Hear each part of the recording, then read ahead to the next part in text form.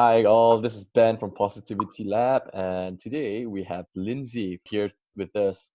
Lindsay, how are you doing today? I'm doing good. Really good. That's great to hear. Is it possible if you could do a quick introduction of yourself to the listeners today? Yeah, my name is Lindsay, and I'm from the US. I grew up in Kansas, and then I ended up going to college and went on to medical school. So I wanted to become a doctor. And then after that, I did my residency training down in Florida, and that was for 3 years. And now I've been out on my own practicing as a doctor for 3 years. Um, and Ben had asked me to interview with him because he wanted to ask about a mission trip I'm going on soon. So that's, I think, what we'll be talking about. And I also just really love missions. I've done a lot of medical missions over the last 10 years, but now I kind of want to move into more faith-based missions. So I'll be taking a year off to do that coming up Wow, in January. medical missions. Okay, that's something that we didn't touch base on.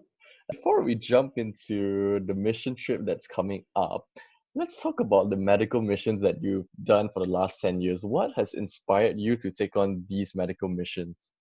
So my first trip overseas was to Brazil, and I spent 3 months there. And I stayed at an orphanage working with the children. We helped the host mom, and there was 13 orphans there. We just kind of helped them with their chores and helped take care of them. But a part of that trip, there was a doctor who came twice a week to do clinics at the school where they had the orphanage. Mm-hmm, mm-hmm. And so that was my first exposure to it. And this was right before I got into medical school. So I just knew that, since I was going to be going into medicine and then having that experience overseas, that I wanted to be a part of that. So throughout medical school, I was able to go to Guatemala for my first trip as a medical student. We did child checks on the children and the local schools where we were at. Then I went to Belize and did a clinic trip with my international outreach group through medical school 1 year. And then I actually spent a month in Melbourne, Australia, doing an international medicine rotation there, working in the hospital as kind of one of their interns. And then I've led my own medical missions in India with a group, just kind of setting up clinic and working with a local Indian doctor there, just treating the needs of the people who came through who wouldn't otherwise have a doctor to see.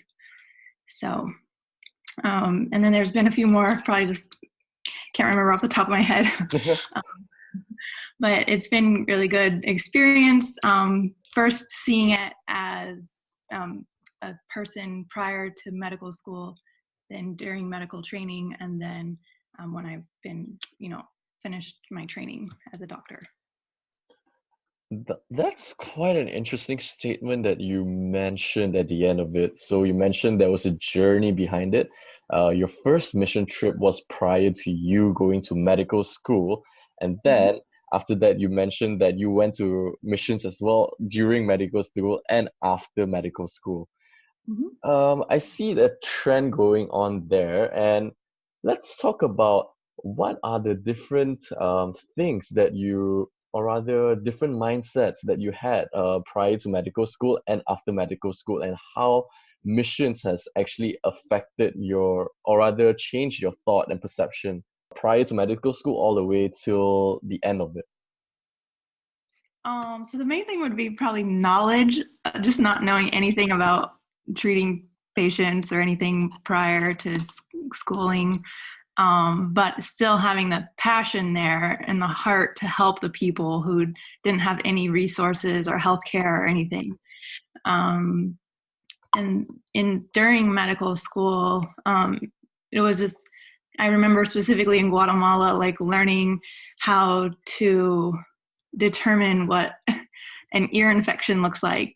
So just getting lots of practice, looking at the children's ears and learning that before I was a doctor. Then after, I guess, I was able to help lead a medical mission, the one in India, and having that knowledge to, having the experience from the other mission trips of how to organize, gathering all the supplies, getting them into the country, getting different medications in country, and then coordinating setup and, using the people that you have to, kind of direct them and direct the clinic so that it would run smoothly and be able to see, over 200 people a day, really. Wow. Yeah, so it's just been, I guess, a learning experience and first knowledge, I guess, and then also just continued passion. Wow. That's really amazing. 200 people a day in India. That must be really hard in terms of language-wise and communication-wise, I'm assuming. Yeah. I worked with the other doctors, so we kind of split, but they would come in lines and just keep coming through, and we'd just see them all and try to give them, medications if we could and things like that. Wow, that's must be really eye-opening for you as well. Yeah, it is. Let's move on to your current mission work that you're planning to do next year. So, what made you take that leap of faith to leave your current secure job and your current comfortable lifestyle and venture into the mission field in Southeast Asia? I learned about this trip probably 4 years ago, and it's just something that's always been on my mind, that I would want to do someday. But because it is a year long, it is a little bit more of a sacrifice. You have to figure out what you're going to do with your stuff or your belongings while you're gone. And then the other thing was, this whole time I've been going through medical school 4 years, then residency for 3 years, and then, just working to pay my medical school loan. So right now, this coming year, January 2019, just happened to be the best timing for it to take a year to do it. And I was able to work really hard after residency to pay down my entire medical school loan. So that was one of my goals that I had, finishing residency, to pay that off within 2 years, and I was able to meet that goal. So it's just been good timing, better financial situation, and it's kind of the time that God said to go to. So just been in the transition right now, preparing for it and taking care of all the logistics of everything, the season I'm in right now. Right. Other than that, aside from the good timing, so you mentioned that you learned about this mission trip 4 years ago, and it has always been on your mind since then. What was it that really captured your heart, aside from your passion? Just the opportunity that it involved, as far as, since I already knew I liked short-term missions. I've done them for the past 10 years. This one was a little longer, so it was an opportunity to experience more of a long-term mission trip. And I felt, I feel like missions is always going to be in my future, and I don't know if I'm going to be continuing short-term mission trips or if I want to transition into doing more long-term missions. So I wanted to take this opportunity to see how that would go for me. You also mentioned that missions was always your future. How did you know that the mission field was your calling, or rather your God-given purpose?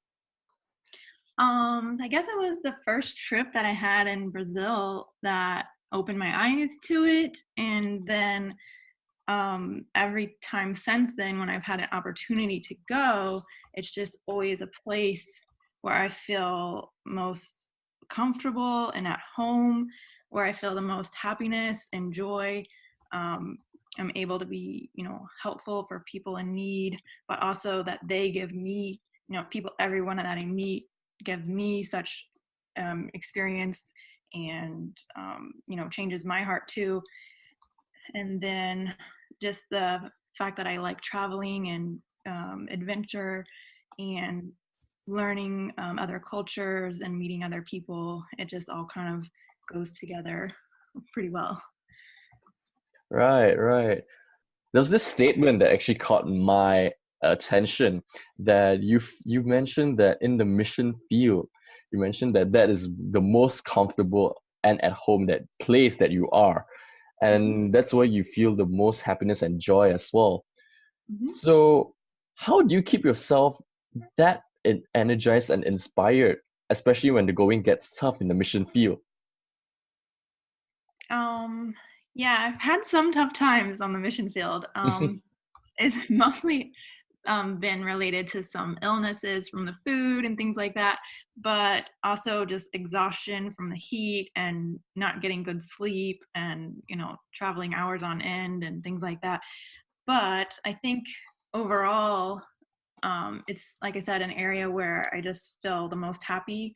So, and like, even though there's not, like in third world countries, they don't have as many things to distract you, and I just feel a lot more peace there. So when you said like the going gets tough, I think the main thing is to remember that you still need rest. So rest helps a lot to just re-energize and take some time to recover from any heat exhaustion or illness. And then a lot of praying and just remembering that I feel comfortable and happy there. In the mission field, because you mentioned that there are definitely tough times there as well, and especially that you mentioned that you felt exhausted from the heat and you're not getting good sleep. So, what is the major tough time? What's one of the biggest tough times or the hardest time that you've gone through, and how did you overcome that? Probably just the illnesses. I think the worst I got sick was in Nicaragua. I was there with one of my friends actually who I went through medical school with, and she's a doctor now in California. We went down there. Her residency program at the time was starting a new clinic, and we were down there to help set it up and everything. But I did get pretty sick from the food. Oh um, so, wow. so it was just how did I overcome it? I guess just resting through until it passed. I also was pretty anxious because I thought I had contracted something worse than normal sickness. But my friend was there to like reassure me it wasn't that, and I was able to just take one day at a time till it passed. On the mission field, if you get sick, the hardest Mhm. part is you miss out on doing activity, but you also are worried because they don't have the resources that you may need to get you better. So it is like a time where you just have to really pray and rely on God to bring you through that. Wow, that must have been quite an experience for you as well. I'm assuming, especially that you're in a foreign country, they don't speak your language. As you mentioned as well, resources are scarce, and you just felt anxious that you just contracted something worse than your regular flu. Must Mhm. have been a very scary time, especially that you're far away from your family and friends as well. Yeah. My next question. So, what's the craziest or the most mind-blowing story that you've encountered in the mission field? And in this story, how did God reveal himself to you in the most mind-blowing or the craziest way? I can kind of think of two stories that relate. I don't know if you have time for two. Sure, we could. Oh, okay. Well, I guess the first one would be when I was in Haiti. We were working again at an orphanage, and there were so many sick babies there. They all had malnourishment, and a lot of them did have some diseases that they didn't survive. So this one baby that a mother brought to us one day, it was 1 month old, and it had cholera actually. So it was very dehydrated and like starting to have seizures, and I was about to die. Mm-hmm. And the nurse who was there at the orphanage couldn't get any IV at all in the baby to have fluid hydration. And so my co-resident and we had just learned about a different access point for IVs like prior to that trip, and we ended up trying it on the baby, which is actually intraosseous, which is through the bone. And so Mm-hmm. we tried that procedure on her leg, and we were able to get it and give the baby fluids, and then they were able to stabilize her and take her to the hospital, and she ended up doing well. She ended up recovering after that.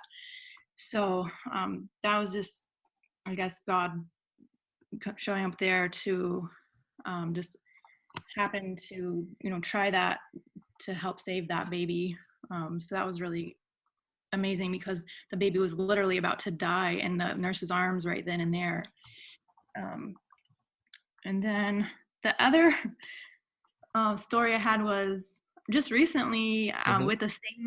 with the same organization that I'm going with on this trip in January.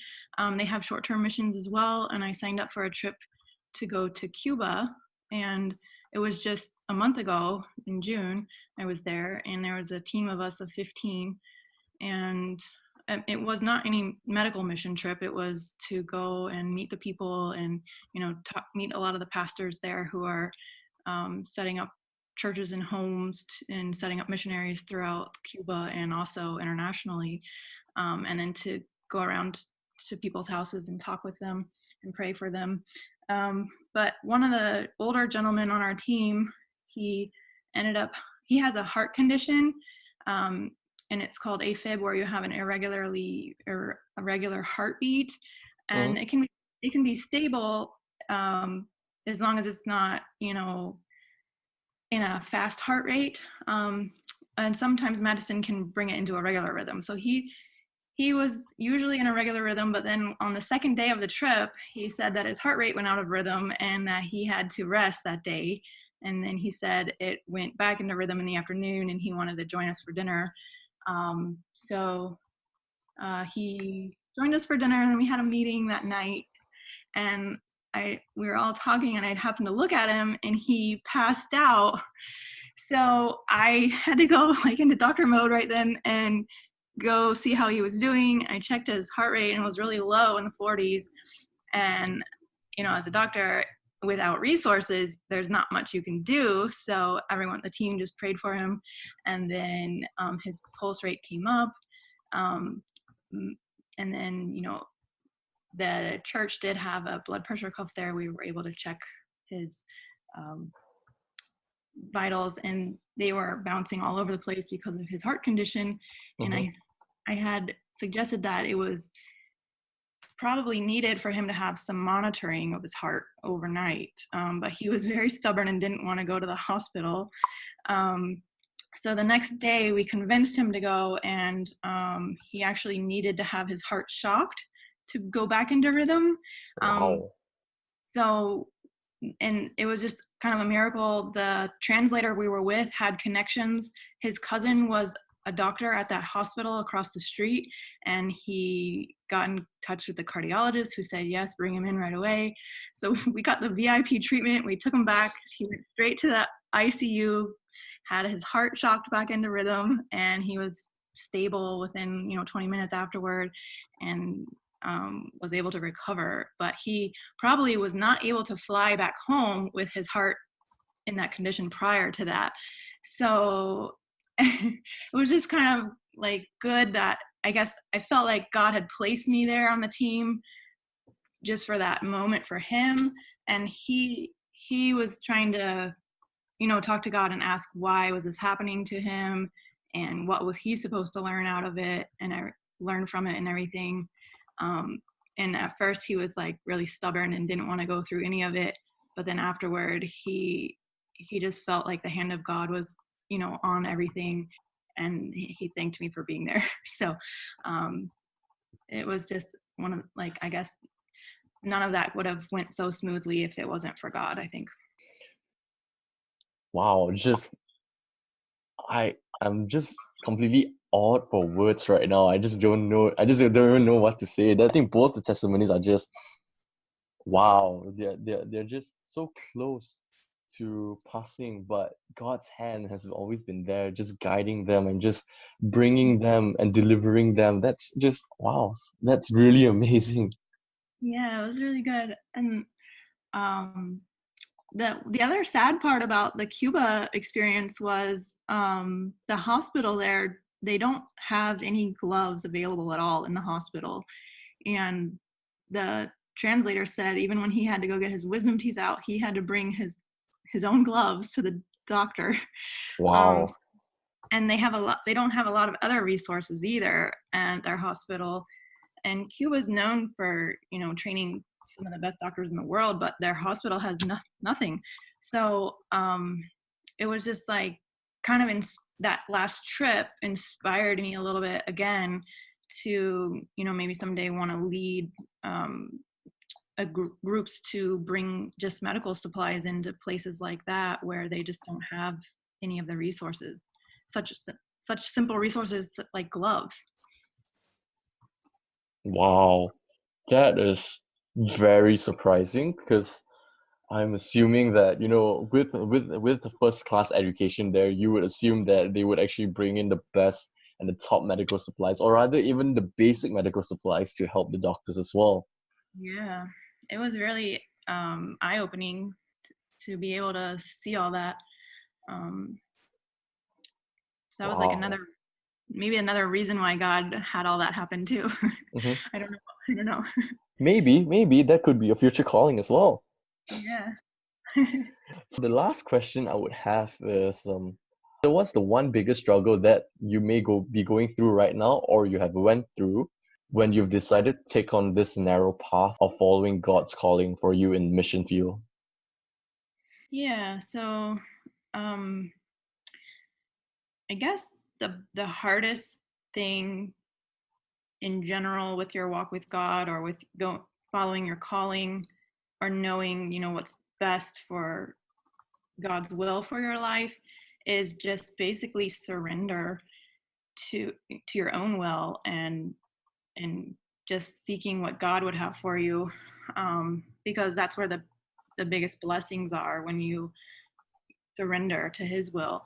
And throughout that, you can have times where you lack in trust or you're lacking in patience of when this would come about, like the vision that He gave you long ago or something. So, and then also just knowing what it is that you're exactly supposed to be doing. And I think that's always kind of evolving with your walk with God. You don't always know the end, you just walk through it. So I've had a couple of events that I feel like they may have been hard for me to go through, but they've also been there or to help prepare me for my future calling. So I guess one of those well, first, like the 10 years of experience with the medical missions was like a means to an end, or like a lot of good experience to what I'm gonna maybe be doing more long term. And then all throughout that is just kind of preparation in my heart, with different people that you meet along the way that either serve as opportunities to do more, or certain people that you meet that you don't always stay connected with, that you have to learn to like let go of and things. So there's been a lot of, I guess, heart preparation for the continued surrender to God's will, and during different trials along the way, just always, I guess, remembering that trust and patience is the most important thing that come along with surrender. Wow, wow. I see that there's a common thread that went through um, your response as well, that you always mention that trust and patience. So I guess in a sense that trust and patience is the most important key component for anyone who wants to walk down that narrow path following God's calling on your life. Can I say that? Yeah. And that is a very good way, or rather a great life motto, where we should just place our trust in God fully and to have the patience to know that His timing is the best timing. He is never late, neither is He early. God is just punctual. Yes, exactly. And on that high note, thank you, Lindsay, for your time. It's been a pleasure to interview you, and I do pray that your missions go well. And with that said, have a blessed week ahead, Lindsay. Thank you again for taking out your time for this interview, and God bless you. Bye bye. Bye. Thank you for tuning in to Positivity Lab's Inspiring Interview podcast. We hope you have been blessed by it. Do subscribe and share this podcast with your friends. And remember, God has made us to be overcomers. So be firm, be strong, and be courageous. Together with God, you will overcome your situations. Until next time,